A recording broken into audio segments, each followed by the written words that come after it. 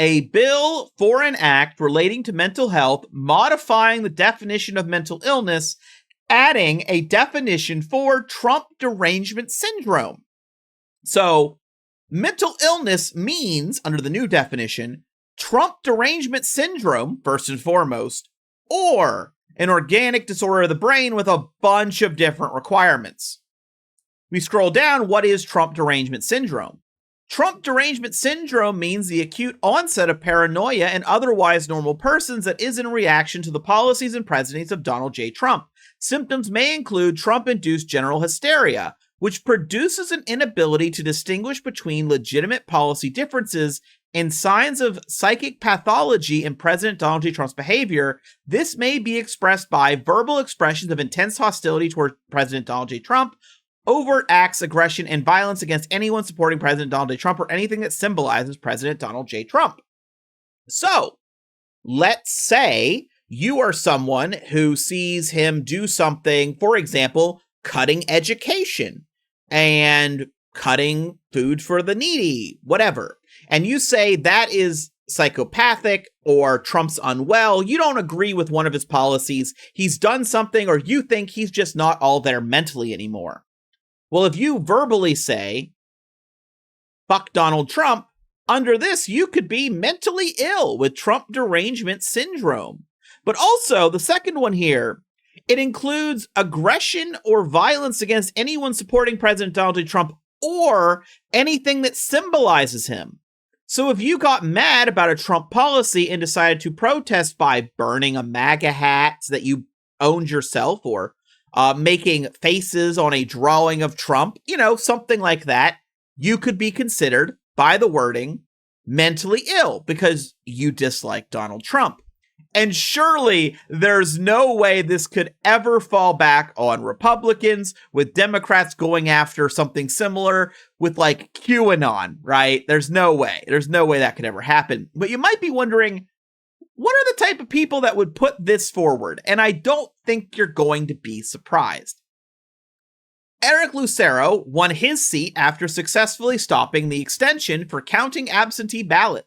He held his own rally on January 6, 2021 called Storm the Capitol, at which people cheered those storming the Capitol in D.C. He also put forward a bill based on false chemtrail conspiracies that talked about xenobiotic electromagnetism in fields. The bill would have essentially required all air travel in the state to be banned. You also have Steve Drazkowski, I'm not sure exactly how to pronounce all the names, who argued against free breakfast and lunch to school children, saying he had yet to meet a person in Minnesota that is hungry, and had yet to meet a person in Minnesota that says they don't have access to enough food to eat, and that hunger is a relative term. This actually gave him national media attention, and people quickly learned that 1 in 5 students in his district qualified for free and reduced lunch. Nathan Wesenberg falsely claimed a teacher was a predator who wanted to teach boys how to give other boys blowjobs, while complaining about books that weren't even in a school library to begin with. He deleted those claims in shame. Justin Eichorn got media attention for recording a video during the pandemic in front of homeless tents, saying if you are okay with this, you should be against COVID shutdowns. He deleted that video in shame. And of course, finally, Glenn Gruenhagen believes homosexuality is an addiction and has a friend who overcame that addiction, and wants children taught in school that their pain, their suffering, and their diseases, they're all due to God. Yeah. Now, why are they doing this? Why did they put this forward? Well, it's very obvious, right? This was put forward 3/17/2025 because the governor of Minnesota is currently going around the country and doing town halls in Republican districts where Republicans won't do town halls because they are afraid of what Republicans will say, and they do not want to respond to these people because the responses they would have to give would look bad for Donald Trump. Which, remember, if any of these Republicans were to go to these town halls, and in these town halls then go against Trump and say that they hate him or that his policies are psychotic, they would then fall under Trump derangement syndrome and be mentally ill under this proposed Minnesota law that is going to get nowhere. But what's so funny to me is QAnon conspiracy, absolute nonsense. They are constantly afraid, or at least were back when it was, still believed. A lot of people just became pure MAGA at a certain point, that the government was going to round them all up claiming they're mentally ill, but they're not. I've seen QAnon people, still QAnon believers, posting this, celebrating it. A lot of the stuff happening under Trump, they have to be hoping that Democrats never are allowed to have power again. And if they do have power, they will stick to the norms and not go and use the expanded powers given to Trump.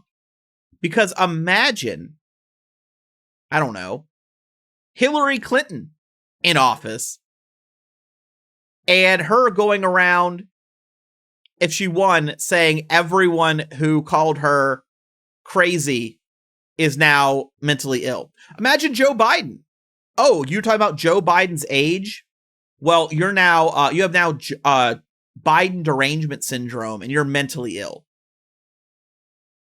Because remember, Trump's getting up there. Trump is going to end this presidency old, real old. If the hamburgers don't get him first. But yeah, this was never meant to pass. This was meant to give them favor because they're basically listing their names off saying, Trumpy, look at me. Trumpy boy, daddy, give me a federal position.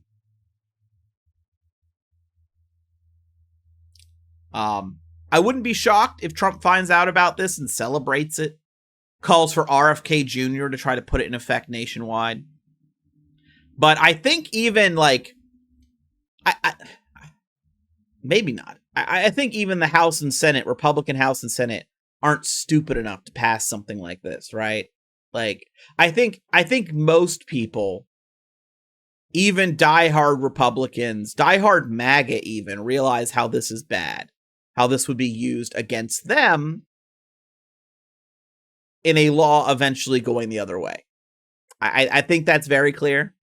But there are some people that are just under this ideal that Trump is going to have a third term or get rid of elections. And people say, no, they're not saying that. They are. I see people say that daily, and they're not joking. Because they have Trump derangement syndrome and view him like a god emperor. They have the real Trump derangement syndrome. They have something that, if they were brought in front of a psychologist right now, would possibly fall under, the current meaning of mental illness. Maybe that's the goal, right? Well, if you don't listen to Trump's every word, you're mentally ill. And now everyone's mentally ill because those that do, I guess, fall under the other definitions. Oh boy.